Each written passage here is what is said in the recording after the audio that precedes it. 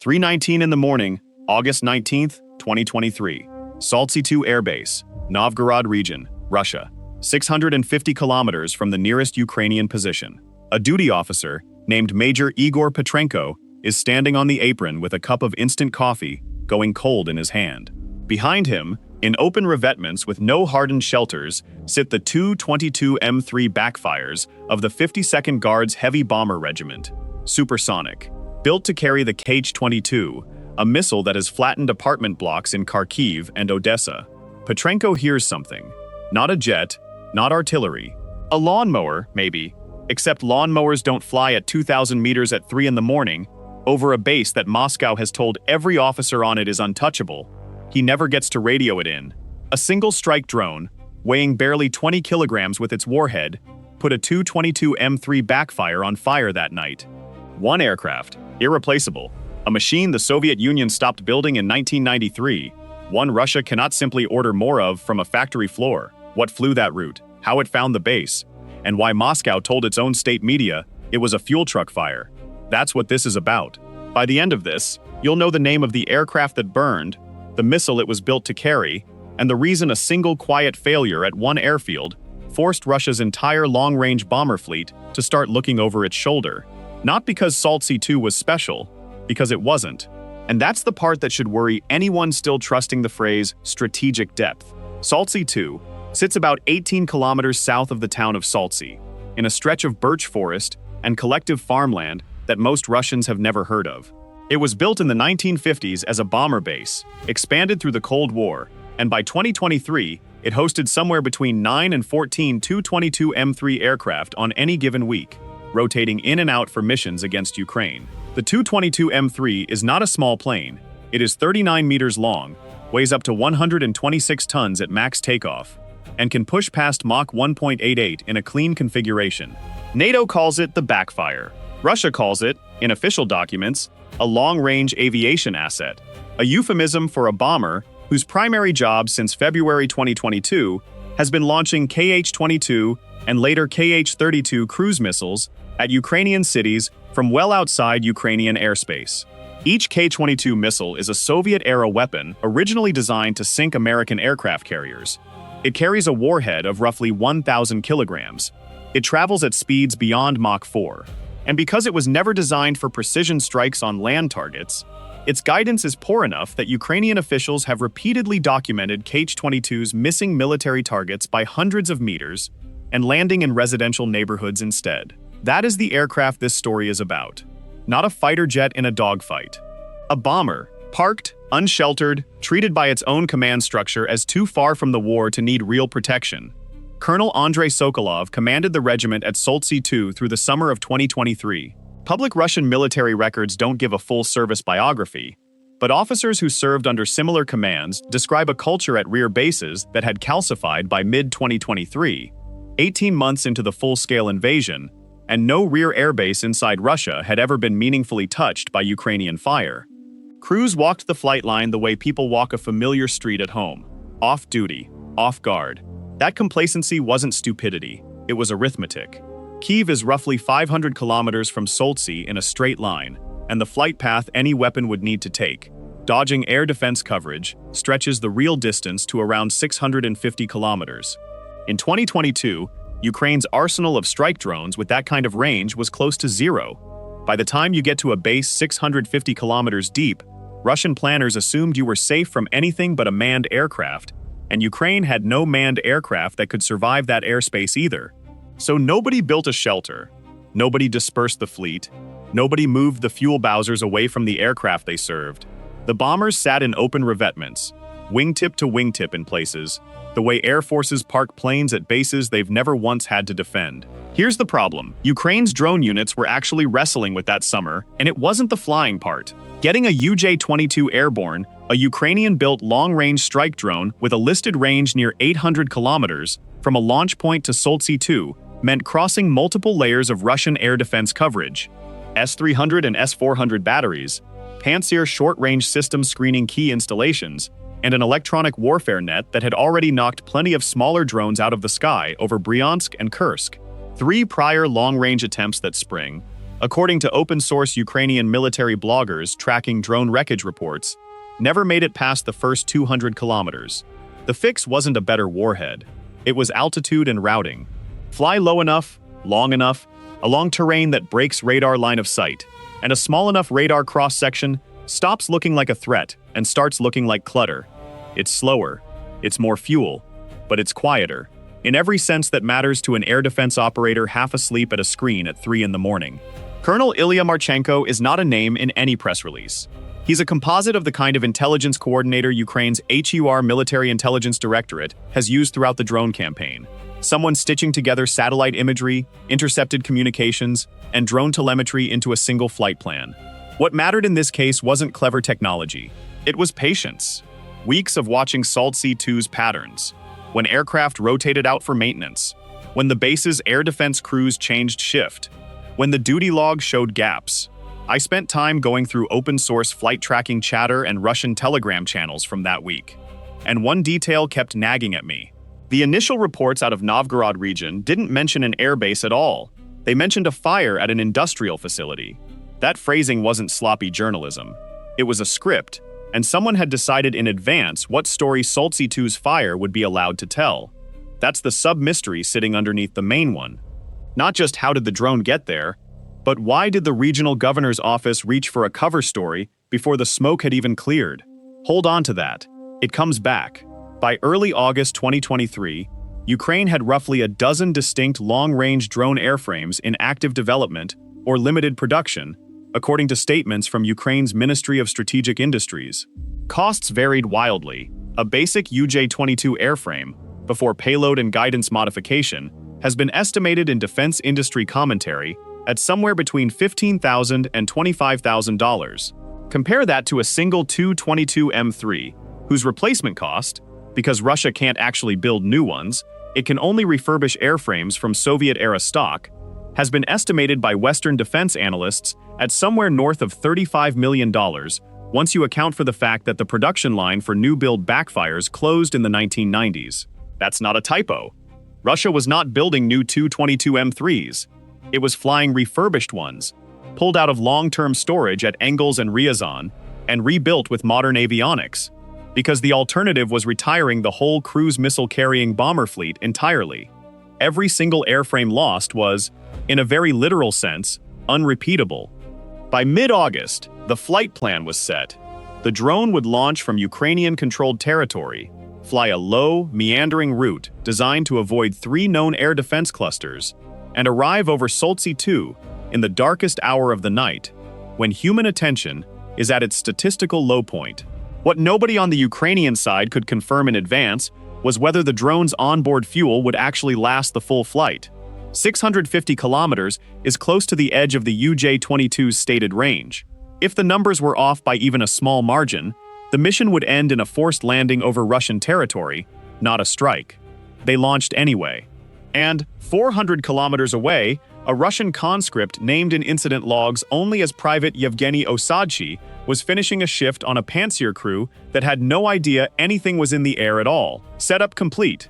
9 minutes of flight time between launch and impact, and every one of those minutes, Petrenko and Sokolov's regiment kept sleeping. There's a complication in this story that most retellings skip, because it makes the mission look less clean than drone flies 650 kilometers and blows up a bomber.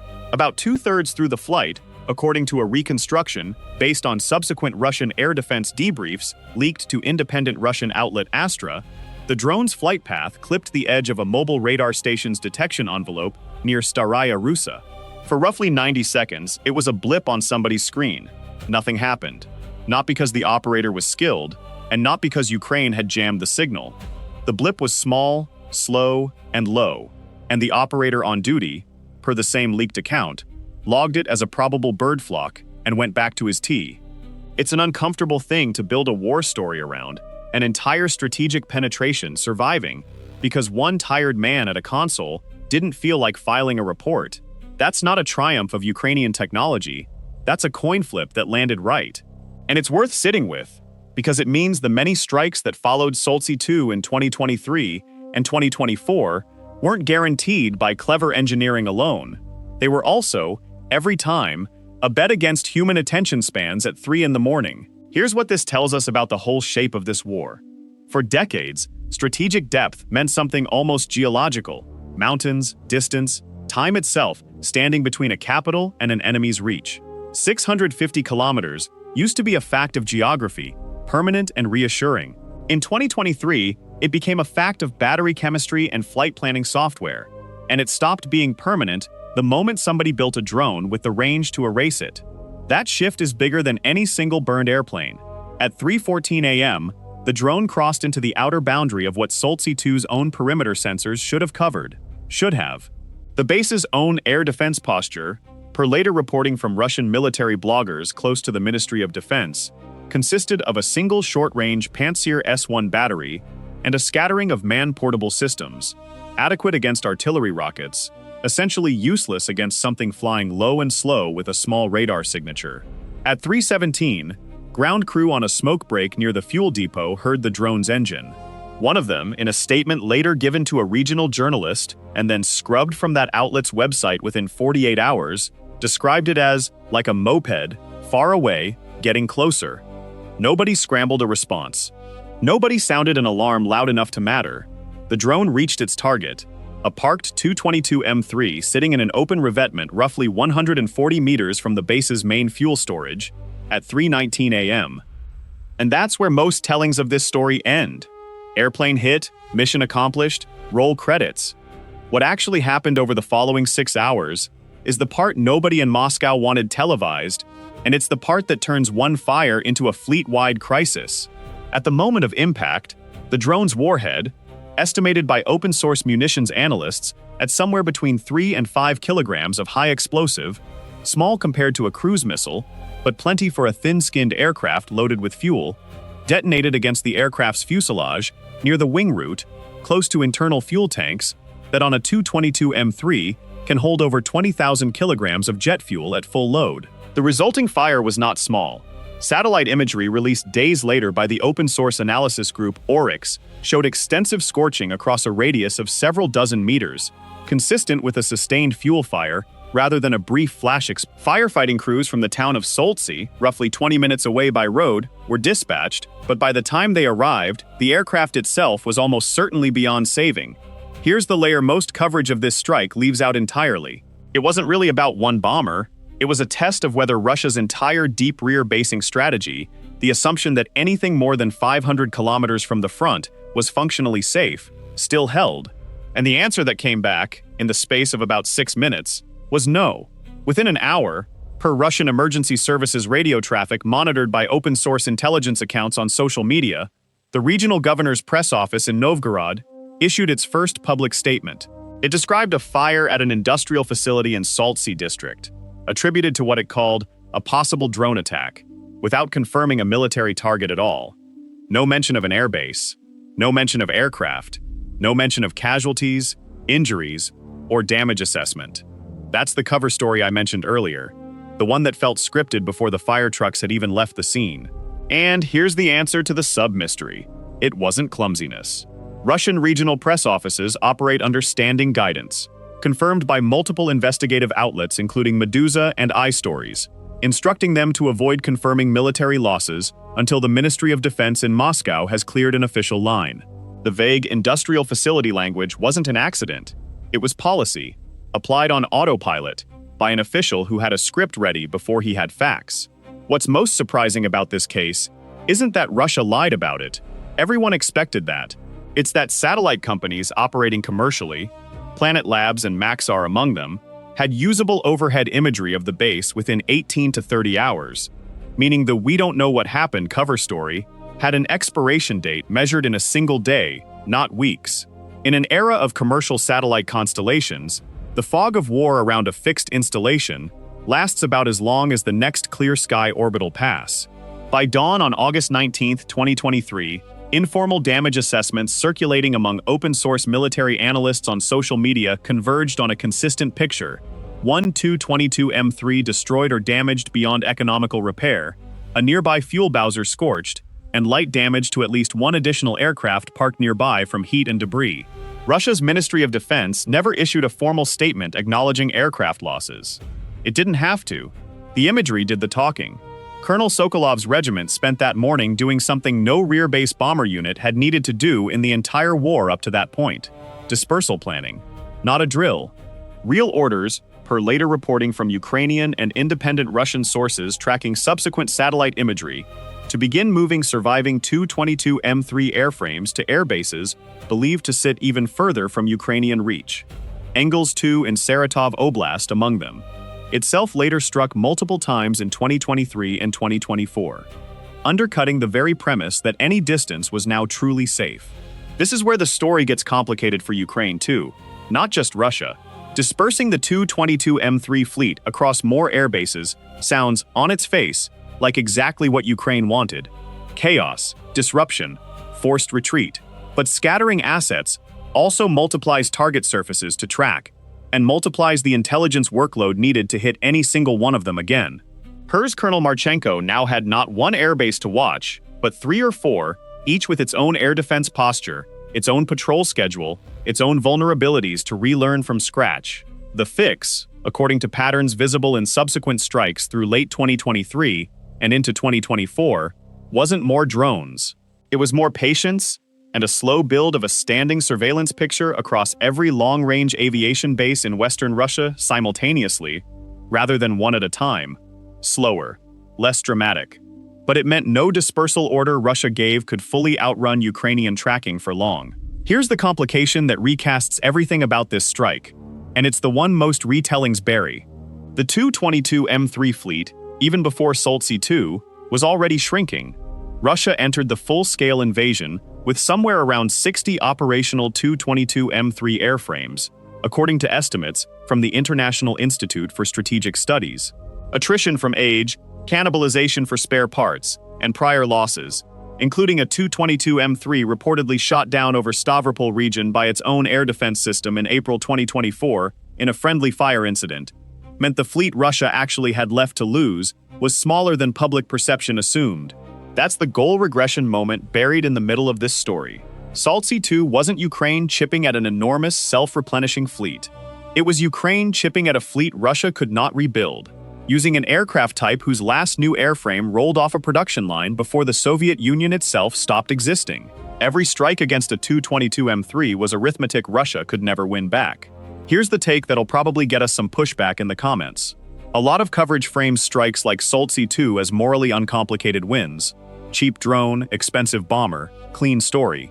We don't think it's that simple, and we don't think it should be treated that simple either. The Tu-22M3s at Soltsy II were the same aircraft type that had, months earlier, launched Kh-22 missiles that missed their intended targets and killed civilians in Ukrainian cities because that missile was never built for precision. Striking the launch platform before it can fly another sortie isn't a neutral military footnote. It's a direct, defensible act of self-defense against a weapon system with a documented record of killing non-combatants through its own imprecision. We think framing this as merely clever asymmetric warfare undersells what was actually being prevented. That's not a comfortable position for people who want war coverage to stay abstract. We'd rather say it plainly than dress it up in jargon about deterrence and escalation ladders. By September 2023, satellite imagery analysts tracking Engels II Airbase in Saratov Oblast, over 1,000 kilometers from the nearest Ukrainian-controlled territory, began noticing something new: berm walls, earthen revetments, and in some cases decoy aircraft made of painted plywood and tarpaulin, positioned to confuse exactly the kind of drone that had found Soltsy II. Russia thought distance had bought it time to adapt. What it hadn't planned for was that the next strike wasn't going to wait for the berms to finish. What do you think? Was Soltsy II a fluke that Russia could have prevented with basic dispersal? Or was it always going to happen once drone range crossed 600 kilometers, no matter what defensive measures were in place? We're genuinely split on this internally, and we'd like to know where you land. The climax of this story isn't really the fire itself. It's the 6 weeks that followed, because that's when the pattern became undeniable. On September 13, 2023, a Ukrainian strike using Storm Shadow cruise missiles hit a shipyard and command post in occupied Sevastopol, damaging a Kilo-class submarine and a landing ship. On September 22nd, a strike against the Black Sea Fleet headquarters in Sevastopol killed at least one senior officer and wounded dozens, according to Ukrainian military intelligence statements. None of these were drone strikes on bomber bases specifically, but together with Soltsy 2, they told Russian military planners the same thing from 3 different directions at once. Nowhere inside the theater, however far from the front line, was categorically safe anymore.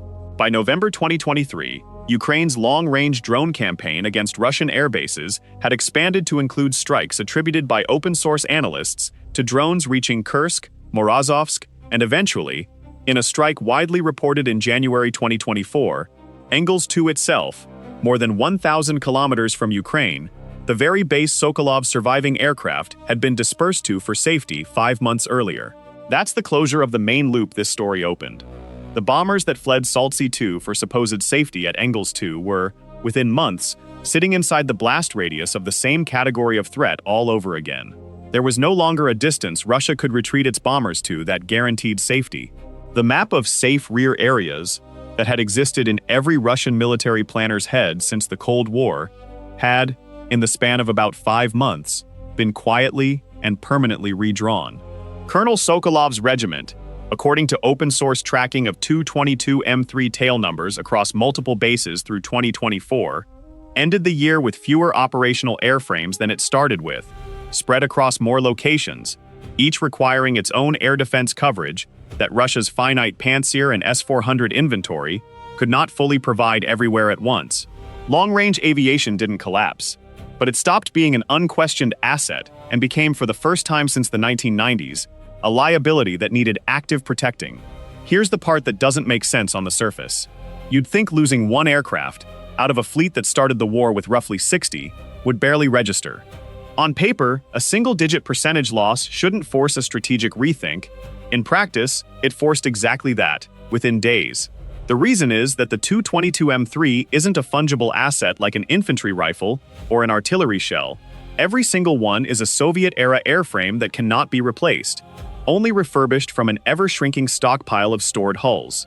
Lose one, and the math of the entire fleet's remaining service life shifts permanently downward.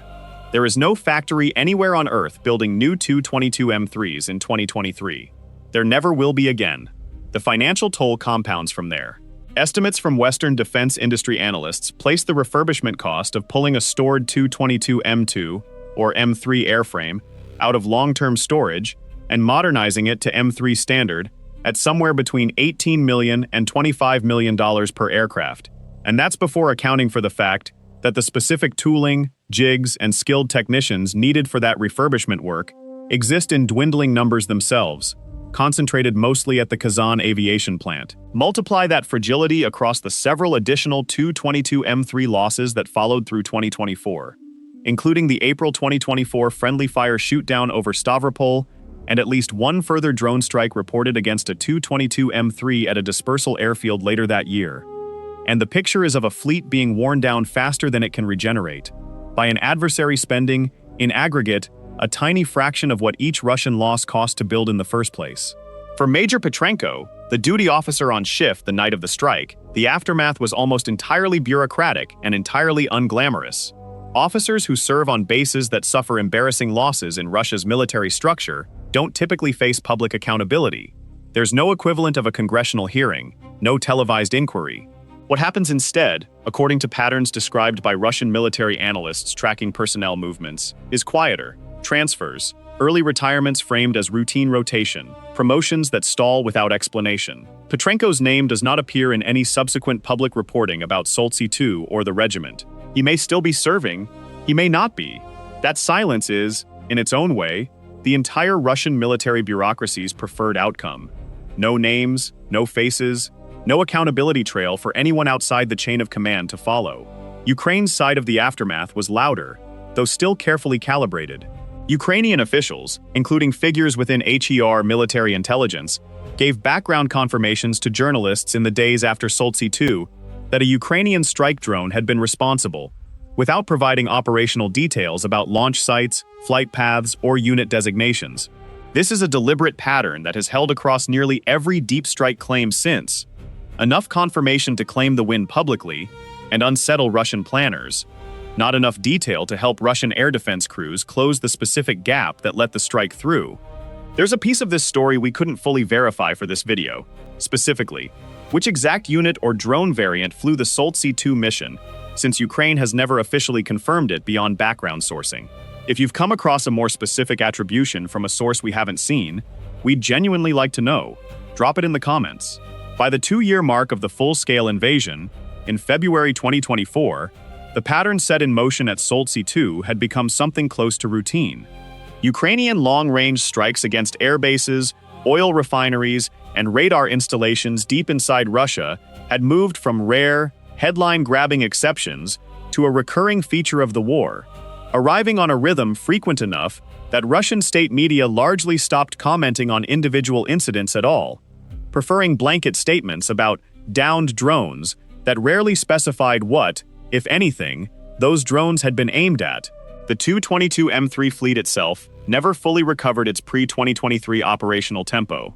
Sortie rates for Kh-22 and Kh-32 launches against Ukraine, tracked by Ukrainian Air Force daily briefings, showed periodic gaps through 2024, consistent with periods of dispersal, maintenance backlog, or caution following further strikes on bomber-associated infrastructure. The bomber that was supposed to terrorize Ukrainian cities from a position of total safety spent much of 2024 being managed like a fragile, dwindling asset, rather than deployed like an abundant one.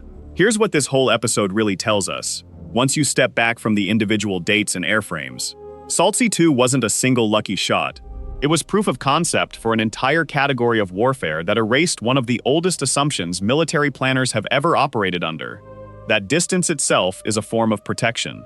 For most of the 20th century, geography did a country's defensive work for it. 650 kilometers used to mean something close to permanent safety. It doesn't anymore. Not against an adversary willing to trade a $20,000 airframe for a shot at a $35 million bomber, and patient enough to wait weeks for the right night, the right shift change, the right moment when a tired man at a radar console decides a slow-moving blip is probably just birds. That's the sentence that should sit uncomfortably with anyone still thinking about this war in terms of front lines on a map. The front line, for the purposes of long-range aviation, effectively stopped existing as a meaningful boundary sometime around August 2023. What replaced it wasn't a new line further back.